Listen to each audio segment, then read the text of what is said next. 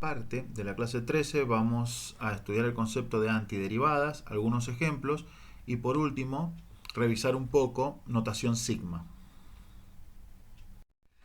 Bien, comenzamos la clase con la siguiente definición de antiderivada. Decimos que una función f grande es una antiderivada de la f pequeña en un intervalo abierto AB si la derivada de f grande de x es igual a f pequeña de x para todo x en el intervalo abierto AB. A continuación vemos algunos ejemplos de funciones junto con sus antiderivadas. Por ejemplo, si la función f pequeña es coseno de x, su antiderivada es la función seno de x más alguna constante c. Observemos que para cualquier valor de c, la derivada de seno de x más c es igual a coseno de x. Por lo tanto, seno de x más c es antiderivada de coseno de x para todo x en los reales. De manera análoga podemos verificar para cada uno de los casos que se ven en la imagen que la función f grande de la derecha es antiderivada de la f pequeña a la izquierda para cualquier valor de c. O sea, si derivamos la función f grande de la derecha, obtendremos la función f de la izquierda. En este caso, todos los ejemplos funcionan en el conjunto de los reales. O sea, la función f grande es antiderivada de la f pequeña en el conjunto de los reales. En este caso, la función f grande de x igual a 2/3 de la raíz cuadrada de x al cubo más 5x más c es una antiderivada de la función f de x igual a raíz de x más 5 en el intervalo 0 infinito.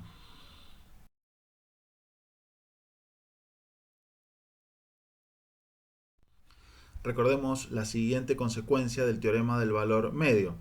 Si f y g son dos funciones continuas en el intervalo cerrado AB y derivables en el abierto AB, tales que la derivada de f y la derivada de g coinciden para todo x en el intervalo abierto AB, entonces existe una constante c tal que g de x es igual a f de x más c para todo x en el intervalo cerrado AB.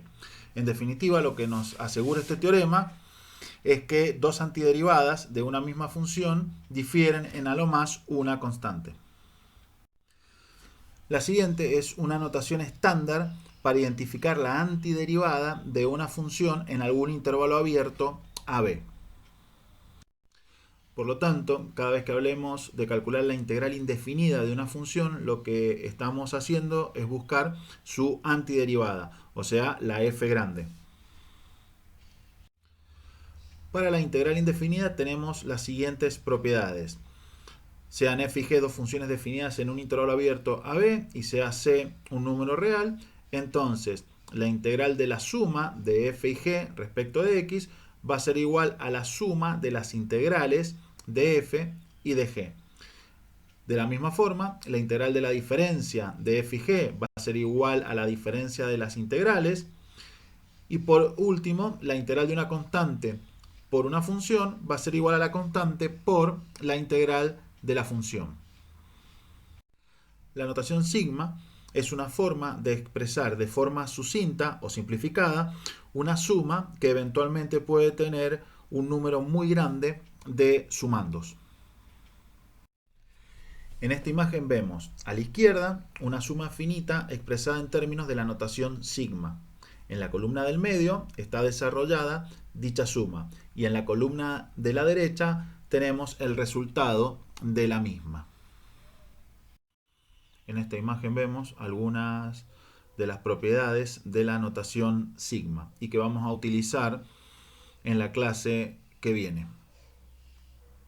Una fórmula que vamos a utilizar varias veces es la de la suma de los primeros n enteros. En este caso, la suma desde k igual 1 hasta n de k, o sea, la suma de los primeros n enteros, coincide con n por n más 1 sobre 2. Para verificar esta igualdad, uno puede tomar distintos valores de n, calcular la suma de la izquierda y verificar que coincide con la expresión de la derecha.